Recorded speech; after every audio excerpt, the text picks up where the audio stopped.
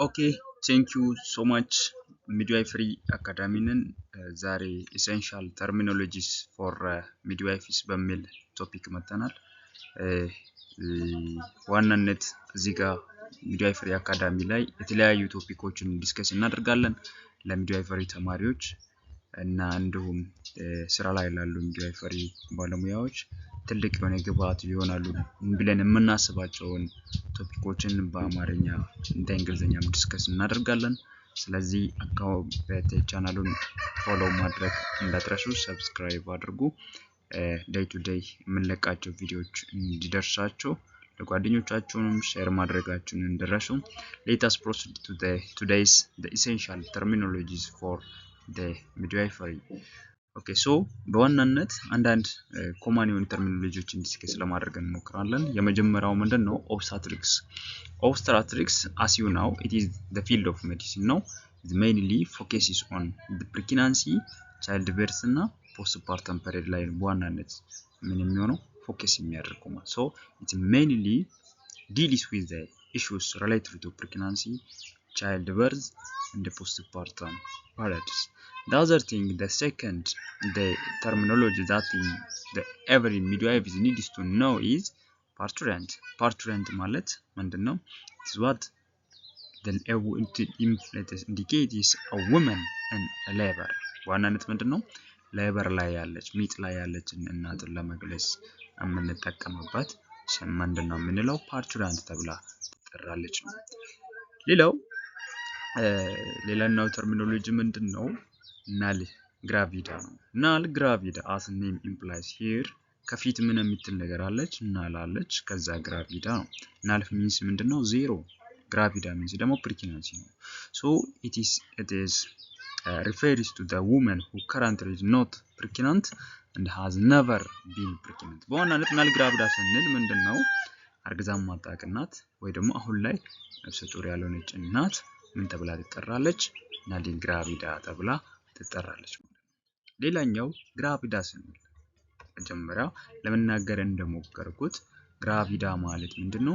ፕሬግናንሲ ማለት ነው። ፕሬግናንሲ ማለት ነው። so በዋናነት ምን ለማሳየት እንጠቀምበታለን? ለምሳሌ አሁን በተለምዶ ግራቪዳ 1፣ ግራቪዳ 2፣ ግራቪዳ 3፣ ግራቪዳ 4 ተብሎ ምንድነው ሂስትሪ በሚወሰድበት ሰዓት ምን ይደረጋል? ይጻፋል። so ያቺ ግራቪዳ ማለት በዋናነት ምን ለማሳየት እንጠቀማለን? a woman who currently is pregnant and has been in the past irrespective of the pregnancy outcome. በዋናነት ምን ለማሳየት ነው ግራቪዳ የምትለው የምንጠቀመው? ነፍሰ ጡር የሆነች እናት፣ አሁን ላይ ነፍሰ ጡር የሆነች እናት ከዚህ በፊት አርግዛው ግን ዋናነት ምንድነው? አሁን ላይ ነፍሰ ጡር የሆነች እናት አርግዛም ታክልቶን ትችላለች። ነገር ግን በዋናነት ምን ላይ ዲፔንድ አይሆንም? የፕሬግናንሲ አውትካም የትኛውም ሊሆን ይችላል። ኤክቶፒክ ፕሬግናንሲ ሊሆን ይችላል፣ ጂቲዲ ሊሆን ይችላል፣ ላይፍ ቻይልድ ሊሆን ይችላል፣ ወይ ደግሞ ምንድነው ስቲል በርዝ ሊሆን። ነገር ግን ምንድነው ማርገዟ ነው። ማርገዟን ለማሳየት የምንጠቀመው ምንድነው? ግራቪዳ እንላለን ማለት ነው። with the establishment of the first pregnancy she become a primigravida. that means ምን ማለት ነው? primigravida ስንል እርግዝናዋ የመጀመሪያ ሲሆን ማለት ነው። for the first time ያረገዘች እናት ፕሪሚግራቪዳ ብለን እንጠራለን ማለት ነው። ከዛ በኋላ ሁለትና ከዛ በላይ ከሆነ ደግሞ እርግዝናዎችን ከዚህ በፊት አርግዛ የምታውቃቸው ከሆነና የእርግዝና ቁጥራቸውን ምንድነው ሁለትና ከዛ በላይ የሚሆን ከሆነ ይሄ ምንድነው የሚሆነው? ማልቲ ግራቪዳ ተብላ ትጠራለች ማለት ነው። ሌላኛው ተርሚኖሎጂ ኦልድ primigravida. ኦልድ የምትለው ምንድነው? it is related to the age maternal age ጋር ነው በዋናነት ሪሌት የሚያደርገው ማለት ነው። ስለዚህ አንድ እናት እድሜዋ ከ35 በላይ ሆኖ ለመጀመሪያ ጊዜ ያረገዘች እናት ከሆነች ምን ብለን እንጠራታለን? ኦልድ primigravida ትባላለች ማለት the woman with age 35 years old or older and then is pregnant for the first time ከሆነ old primigravida ትባላለች ማለት ነው። so the other thing para ማለት በዋናነት ምን ለማሳየት ነው የምንጠቀመው? It's a woman who gives birth, either stillbirth or life of gestational age of beyond 28 weeks or birth weight of greater than 1000 gram in Ethiopia. ለምን እዚህ ጋር ኢትዮጵያ የተባለበት በዋናነት ምንድነው? ከተለያዩ ሀገራት ኮንቴክስት ላይ ለምሳሌ WHO የራሱ ዴፊኒሽን አለው፣ አጎጌ የራሱ ዴፊኒሽን አለው፣ ዩኬ እንግላንድ የራሱ ዴፊኒሽን አለውና ስለዚህ ፓራ ሲባል ምንድነው? ይሄ ማለት አንዲት እናት ከዚህ በፊት ወይ ደግሞ እርግዝና 28 ዊክ በላይ የሆነ ህፃን ወልዳ ከሆነ ወይ ደግሞ ገስቴሽናል ኤጁ የማይታወቅ ከሆነ ከተወለደ በኋላ ሜጀር በሚደረግበት ሰዓት በርዝ ዌይቱ ከ1000 ግራም በላይ ከሆነ ያኔ ፓራ ተብሎ ይመዘገባል ማለት ነው። ይሄ ፓራ ነው የሚሆነው። ስለዚህ ምንድነው? እድሜው ቢያንስ የእርግዝናው እድሜ 28 ዊክ በላይ መሆን መቻል አለበት። ሌላኛው ደግሞ እርግዝናው እድሜው የማይታወቅ ከሆነ ገስቴሽናል ኤጁ የማይታወቅ ከሆነ በርዝ ዌይት greater than 1000 ግራም ከሆነ ምንድነው? ፓራ ተብሎ ይመዘገባል። ከዛ በታች ከሆነ ለምሳሌ ከዛ በታች ቢሆን ከ28 ዊክ በፊት ብትወልድስ ወይ ደግሞ ከተወለደ በኋላ ህፃኑ ከ1000 ግራም በታች ቢሆንስ ያ ምንድነው የሚባለው? በእኛ ሀገር ኮንቴክስት አቦርሽን ተብሎ ነው የሚመዘገበው። ፓራ ሊሆን አይችልም ማለት ነው። እዛ አሁን እዚህ ጋር ምንድነው? በርዝ ስቲል በርዝም ወይም ላይፍ ቻይልድም ሊሆን ይችላል። ስቲል በርዝም ላይፍም ሊሆን ይችላል። ስለዚህ እነዚህ ነገሮች እንዳሉ ሊሆኑ ይችላሉ ማለት ነው። ሶ the other thing ናሊፓራ ማለት ምንድነው? ወልዳ አታውቅም ማለት ነው። ወልዳ አታውቅም ማለት ነው። ነፍሰ ጡር ልትሆን ትችላለች። አሁን ላይ ነፍሰ ጡር ልትሆን ትችላለች። ከዚህ ይሄ ማለት ምንድነው? እድሜው የእርግዝና እድሜ ከ28 ዊክ በላይ የሆነ ህፃን ወይ ጽንስ ወይ ደግሞ ከተወለደ በኋላ እድሜው ከ1000 ግራም በላይ የሆነ ህፃን ወልዳ አታውቅም ማለት ነው። ለምሳሌ ከዚህ በፊት አቦርሽን ሊኖራት ይችላል። የተለያዩ GTD ኤክቶፒክ ፕሬግናንሲ ሊኖራት ይችላል እናት ማለት ነው። ነገር ግን ምንድነው? ይሄ ማለት ናሊፓራ የሚያሳየው ምንድነው? ይቺ እናት እድሜው የእርግዝናው እድሜ ከስንት በላይ ከ28 ዊክ በላይ ወይ ደግሞ ከተወለደ በኋላ በርዝ ዌይቱ ከ1000 ግራም በላይ የሆነ ህፃን ወልዳ አታውቅም ማለት ነው። ስለዚህ ይሄንን ለማሳየት ተጠቅመንበታለን ማለት ነው። ሶ the other thing ፕሪሚፓራ ሌላኛው ተርሚኖሎጂ ምንድነው? ፕሪሚፓራ ነው። ፕሪሚፓራ ሲባል በዋናነት ምንን ለማሳየት ነው ጥቅም ላይ የሚውለው? a woman has been delivered only once for a fetus or fetuses born alive or dead with estimated gestational durations of 28 weeks or more ያ ማለት ምንድነው? ይሄ ለመጀመሪያ ጊዜ ወለደች ማለት ነው። ለመጀመሪያ ጊዜ የወለደች እናትን ለማሳየት ነው። ይሄ ማለት ሁለት ነገሮችን ኮንሲደር ማድረጋችን እንዳለ ይሆናል። አንደኛ ገስቴሽናል ኤጅ ከ28 እና ከዛ በላይ መሆን መቻል አለበት። ሁለተኛው በርዝ ዌይት ምንድነው? ከ1000 እና ከዛ በላይ ሊሆን ይገባል። ይሄ መቼ ነው የምንጠቀመው? ገስቴሽናል ኤጅ አናውን በሚሆንበት ሰዓት ማለት ነው። ስለዚህ ምንድነው? የመጀመሪያ ጊዜ የወለደች እናት ደግሞ የወለደችው ፕሪሚፓራ ይባላል ማለት ነው። ይባላል። ሶ ይሄን ነው ዋናነት እንድትይዙልኝ ፈልገው ማለት ነው። ምሳሌ አንዲት እናት ሁለት ልጆች ብትወልድ መንታ ብትወልድ ምንድነው የሚሆነው? ፓራው ስንት ነው የሚሆነው? ፓራ 1 ነው የሚሆነው። አንድ ልጅ ያ ማለት የተወለደች ዱሬሽን የማለት ምንድነው? ፍሪኩዌንሲ ኦፍ ቤርስ ነው የሚያሳየው እንጂ ምንድነው? ምናልባት ላይፍ ቻይልዱ ከዛ በላይ ሊሆን ይችላል። ነገር ግን ምንድነው? ፓራ ነች። ማልቲፓራ ሲባል ሁለትና ከዛ በላይ የወለደች እናት ማልቲፓራ ትባላለች። ሁለትና ከዛ በላይ ያ ማለት ሁለትና ከዛ በላይ ሁለት ጊዜና ከዛ በላይ ማለት ነው ወለደች። ነገር ግን አሁን ለምሳሌ ማልቲፕል ፕሬግናንሲ ቢሆንና አንዲት እናት መንታ ብትወልድ ወይ ደግሞ 3 ህፃናትን በአንድ ላይ ብትወልድ አሁንም ፓራ ስንት ነው የሚሆነው? ፓራ 1 ይሆናል። ነገር ግን ነምበር ኦፍ ቺልድረን ስንት ነው? 3 ወይ ደግሞ 2 ሊሆን ይችላል ማለት ነው። so it is not increased as the higher numbers and multiples are delivered in given pregnancy. The more over still birth does not allow this number. ስለዚህ ይሄን በደንብ ማለት ይጠይቃል ማለት ነው። ሌላኛው ምንድነው? ቀደም ምን አይተናል? ኦልድ ፕሪሚፓራ አይተናል። እዚህ ጋር ደግሞ ግራንድ ማልቲፓራ የሚል ተርሚኖሎጂ ይኖረናል። ግራንድ ማልቲፓራ ማለት በዋናነት ምንድነው አንዲት እናት 5 እና ከዛ በላይ ጊዜ ወልዳ ከሆነ ግራንድ መልቲፓራ ተብላ ትጠራለች። ይህ በጣም ሪስኪ ነው። በጣም ሪስክ እንደዛ አይነት እናቶች በጣም ሪስኪ ናቸው። ስለዚህ ክሎዝ የሆነ ፎሎ አፕ የሚያስፈልጋቸው እናቶች ናቸው። ሌላኛው ተርሚኖሎጂ አቦርሽን ነው። የትኛው ሚድዋይፍ ማወቅ አለበት ብለን የምናስበው ተርሚኖሎጂ አቦርሽን። አቦርሽን ማለት ምን ማለት ነው? በዋናነት ምንድነው? it is the loss or termination of the pregnancy period to the viability of the fetus። ያ ማለት ምን ማለት ነው? እርግዝና ሲቋረጥ አንድ ህፃን ወጥቶ ከማህፀን ውጪ መኖርን የሚችልበት ጊዜ በፊት እርግዝናው ከተቋረጠ ወይ ደግሞ ጽንሱ ከተወለደ ምንድነው የሚባለው? አቦርሽን ተብሎ ይጠራል። በእኛ ሀገር ሴታፕ የሚታመነው ምንድነው?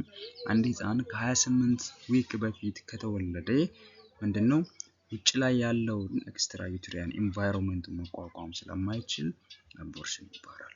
ወይም ደግሞ ከተወለደ በኋላ የተወለደው ወይም የተቋረጠው ጽንስ ወይቱ ከ1000 ግራም በታች ከሆነ አቦርሽን ተብሎ ይጠራል። ስለዚህ የአቦርሽን ምን ሊሆን ይችላል? it can be spontaneous miscarriage እንላለን ማለት በራሱ ጊዜ የተቋረጠ ወይ ደግሞ ኢንዱስድ ሊሆን ይችላል። ይሄ ማለት ኢንዱስድ ማለት ሲባል ምንድነው? በመድኃኒትም ሊሆን ይችላል፣ በባህላዊ መድኃኒት ሊሆን ይችላል፣ በህክምና ሊሆን ይችላል፣ በመሳሪያ ሊሆን ይችላል። የተቋረጠ እርግዝና ምንድነው የሚባለው? ኢንዱስድ ይባላል ማለት ነው። ሌላኛው ተርሚኖሎጂ ሚድዋይፍ ማወቅ አለበት ብለን የምናስበው ተርሚኖሎጂ ኢንትራ ዩትሪያን ፌታል ዴዝ ነው ወይም ደግሞ አብሬቪዬሽን IUFD ይባላል። ይሄ ዲፋይን ስናደርግ only days occurring in utero in which the fetus or neonate weighs 1000 gram or more and or days occurring at 28 weeks of gestation or greater። ይህ ማለት በዋናነት ምንድነው? አንድ ህፃን ሳይወለድ ማህፀን ውስጥ ከሞተ እና የህፃኑ እድሜ የጽንሱ እድሜ ከ28 ሳምንት በላይ ከሆነ ወይ ደግሞ ህፃኑ በአልትራሳውንድ በሚለካበት ሰዓት የሞተው 1000 ግራም በላይ ከሆነ ወይ ደግሞ ከወጣ በኋላ ከ1000 ግራም በላይ ከሆነ ተብሎ ነው የሚጠራው ኢንትራ ዩትሪያን ፌታል ዴዝ ተብሎ ይጠራል። እዚህ ጋር ስሙ ላይ እንደሚያሳየው ኢንትራ ማለት ውስጥ ነው፣ ዩትሪያን ማለት ማህፀን ነው። ስለዚህ ማህፀን ውስጥ ሞቶ የተወለደ ጠፍቶ የተወለደ እርግዝና ነው ማለት ነው። ይሄ በእኛ ሀገር ኮንቴክስት ነው። በሌላ ሀገር ኮንቴክስት ምን ሊሆን ይችላል? ከ28 ሳምንት በታች ነው። ለምሳሌ 22 ነው የሚጠቀሙ ሀገራት አሉ፣ 20 ነው የሚጠቀሙ ሀገራት አሉ። ነገር ግን ከኛ ጤና ሲስተም አንፃር በእኛ ሀገር ስንት ነው? 28 ሳምንት እንደ ምን ይወሰዳል? አንድ ትሪሾልድ ይወሰዳል ማለት ነው። ነገር ግን ከእድሜው ከ28 በፊት ሆኖ በታች ሆኖ ማህፀን ውስጥ ቢሞት ያኔ ምን ተብሎ ነው የሚጠራው? ሚስድ አቦርሽን ይባላል ማለት ነው።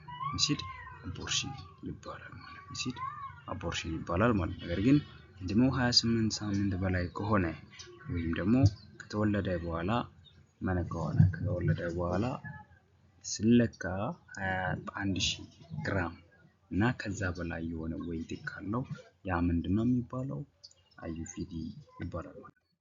ኦኬ ሌላኛው ተርሚኖሎጂ እያንዳንዱ ሚድዋይፍ ማወቅ አለበት ብለን የምናስበው ተርሚኖሎጂ ፕሪተርም ፕሬግናንሲ ነው። ፕሪተርም ፕሬግናንሲ ማለት it is defined as the age of pregnancy before 37 is completed weeks or 259 days counting from the first day of last normal menstrual period። ይህ ማለት ምንድነው? አንድ እርግዝና ፕሪተርም ነው የሚባለው ወይ ደግሞ ፕሪተርም ነው የሚባለው መቼ ነው ከተባለ እርግዝና ደግሞ ከ37 ዊክ በፊት ከሆነ ሳምንት በፊት ከሆነ ወይ ደግሞ የመጀመሪያ መጨረሻ ወር አበባ ካየችበት ከመጀመሪያ ቀን ጀምሮ ሲቆጠር ከ259 ቀን በታች ከሆነ ተብሎ ነው የሚጠራው ፕሪተርም ፕሬግናንሲ ይባላል። ተርም የሚባለው በዋናነት ምንድነው? የእርግዝናው እድሜ ከ37 እስከ 42 ሳምንታት ውስጥ ማለት ያለው ከሆነ ምንድነው የሚባለው? ተርም ይባላል ማለት ነው። ተርም ለሶስት ይከፈላል። የመጀመሪያው ኤርሊ ተርም ይባላል።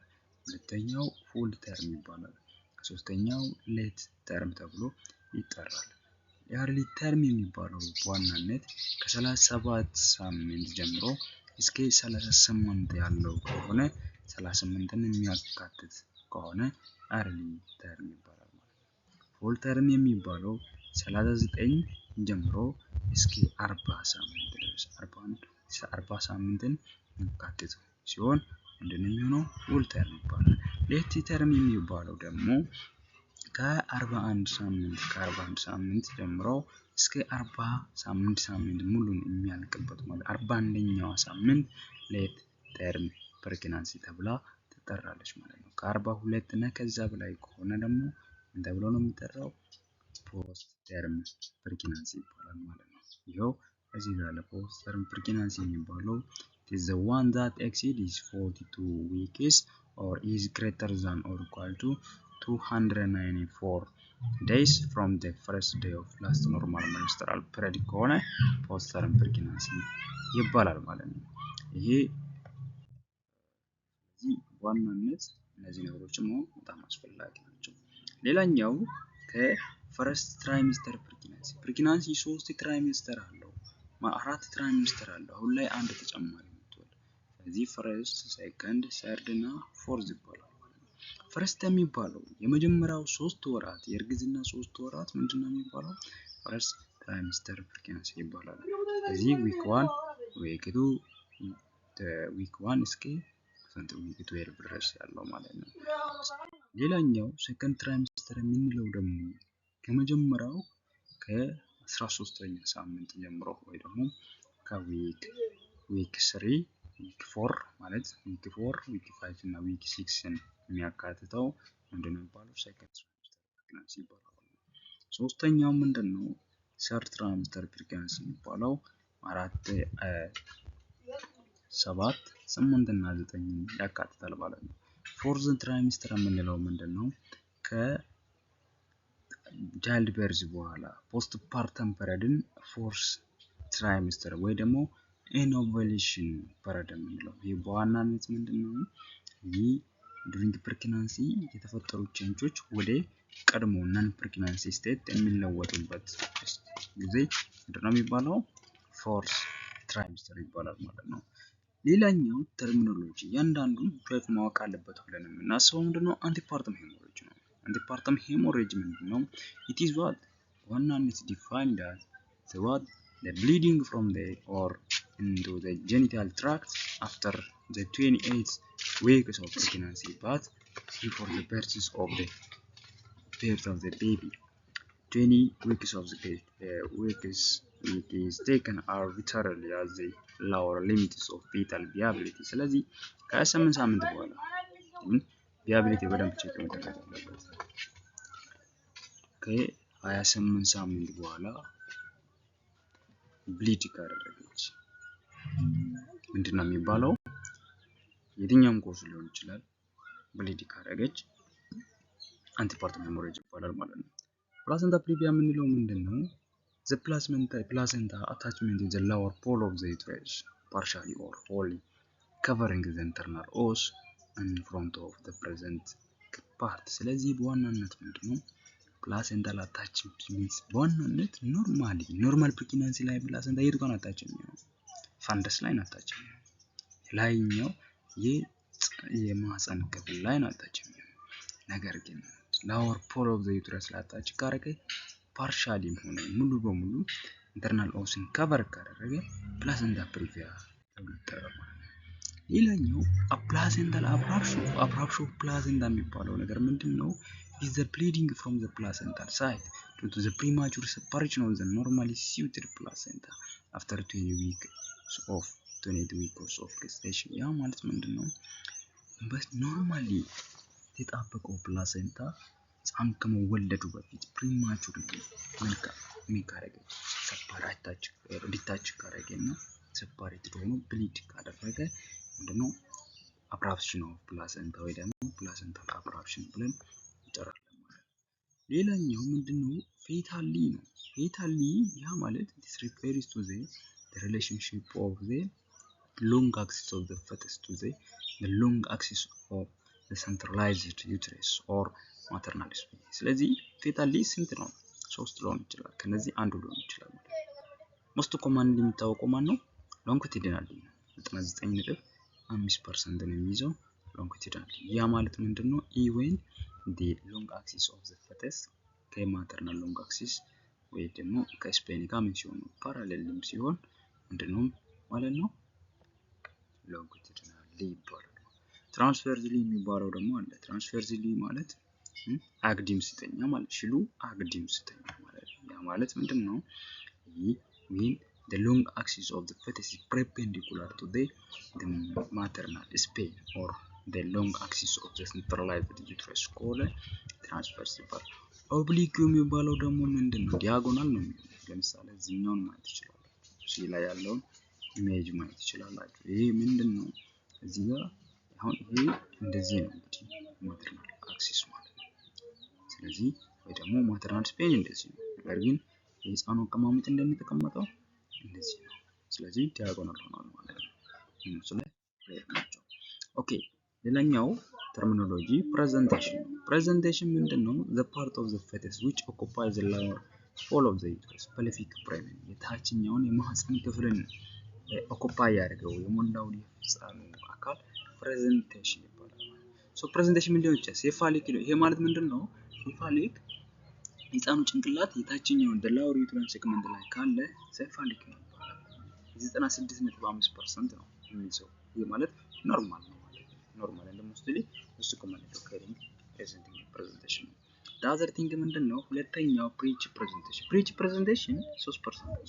ይሄ ማለት ደግሞ ምን ያደርገዋል? the most common mal presentations ደረግ ፕሪከናስ most common presentation ነው። ስለዚህ ዲፈረንት ታይፖች ይኖራሉ። ወደፊት በሌላ ቪዲዮዎች የምናያቸው ይሆናል። ስለዚህ እዚህ ጋር ሾልደር other shoulder and other 0.5% ይይዛል ማለት ነው። ይይዛል። ሌላኛው ምንድነው? ኮምፓውንድ ፕሬዘንቴሽን ነው። ኮምፓውንድ ፕሬዘንቴሽን ይህ ማለት ከአንድና ወይም ሁለትና ከዛ በላይ ወይ ደግሞ ከአንድ በላይ የህፃኑ አካል የታችኛው ዩትራን ፓርትን ከቨር ካደረገ ኮምፓውንድ ፕሬዘንቴሽን ይባላል። ፕሬዘንቲንግ ፓርት የምንለው it is what is defined as the part of the presentation which overlays the internal os and is filled by examining fingers through the cervical opening። ስለዚህ በዋናነት ምንድነው? ይሄ የህፃኑ አካል ከፕሬዘንቲንግ ፓርቱ በዋናነት ሰርቪካል ኦስን ከቨር ያደረገው የህፃኑ አካል እና ዱሪንግ ቫጂናል ኤግዛሚኔሽን በምንሰራበት ሰዓት በእጃችን በጣቶቻችን እንዳስሰው የምንችለው ያ ፓርት ምንድነው ማለት ነው? ፕሬዘንቲንግ ፓርት ማለት ነው። ሌላው ዲኖሚኔተር ነው። ዲኖሚኔተር በዋናነት it is what the arbitrary bone fixed on the presenting part which comes relation with various quadrants of maternal birth። ይሄ በዋናነት ምንድነው? ፖዚሽን ዲተርማይን ለማድረግ የምንጠቀምበት ፌታል ፖዚሽን ማለት ነው። ስለዚህ ለምሳሌ ቨርቲካል ፕሬዘንቴሽን ከሆነ ኦስፒት ነው ዲኖሚኔተሩ። ፌሲ ከሆነ መንተም ነው ዲኖሚኔተሩ። ፕሮ ከሆነ ፍሮንታል ኤሚነንስ ነው ዲኖሚኔተሩ። ብሪጅ ከሆነ ሳክራም ነው ፕሮሚተሩ ዲኖሚኔተሩ። ሌላ ሾልደር በምንወስድበት ሰዓት አክሮኒም ነው ዲኖሚኔተሩ። ስለዚህ በዚህ ወጣት ምን እናደርጋለን? the positioning determine እናደርጋለን። ሌላኛው ፖሴሽን ነው። ስለዚህ ይሄ እነዚህ ዲኖሚኔተሮችን ከማን ጋር ሪሌት በማድረግ ከማተርናል ሳይድ ጋር ሪሌት በማድረግ ማለት ነው። ስለዚህ አንተራር ነው ፖስተራር ላይ ነው ያለው። ለምሳሌ ሆስፒታል ከሆነ ሆስፒታል አንተራር ነው ያለው፣ ፖስተራር ላይ ነው ያለው፣ ራይት ነው ሌፍት ላይ ነው ያለው ሙሉውን ነገር ሪፈር በማድረግ ምንድነው ፌታል ፖዚሽን ኦፍ ዘ ፕሬዘንቲንግ ፓርት ዲተርማይን እናደርጋለን ማለት ነው። ጠቅላላ ሞስት ኮማንሊ ስንት ነው? 8 ፖዚሽን ነው ያለው። 8 ፖዚሽን ነው። ለምሳሌ ወደ ላይ እንመለስና ለምሳሌ ተመልሰን እንያስቲ አሁን ተመልሰን ኦኬ እየመለሰን አይደለም። ስለዚህ እነዚህ ነገሮችን ማየት ይኖርብናል። ቴንክ ዩ ሶ ማች እጅግ አድርጌ ነው የማመሰግናችሁ። ስላዳመጣችሁኝ ጥያቄ ካላችሁ ኮሜንት ላይ በኮሜንት ጻፉልን እመልስላችኋለሁ ምናልባት ቪዲዮ እንድሰራላችሁ እንዳብራራላችሁ ብላችሁ የምታስቡት ቶፒክ ካለ ያን ኮሜንት ጻፉልኝ ቪዲዮ እሰራላችኋለሁ የተለያዩ ጥያቄዎችን እየሰራን እንገኛለን ቴሌግራም ላይ በቴሌግራም ቴሌግራም ቻናል ላይ እነዛ ነገሮችን እየሰራን ነው ስለዚህ ከታች ከስር በማስቀምጥላችሁ ሊንክ እየገባችሁ እነዛን ጥያቄዎችን መስራት ትችላላችሁ ቻናሉን ሰብስክራይብ ማድረግ እንዳትረሱ የደውል ምልክቱን መንካት እንዳትረሱ እጅግ አድርጌ አመሰግናለሁ መልካም ጥናት ይሁንላችሁ አመሰግናለሁ ቻው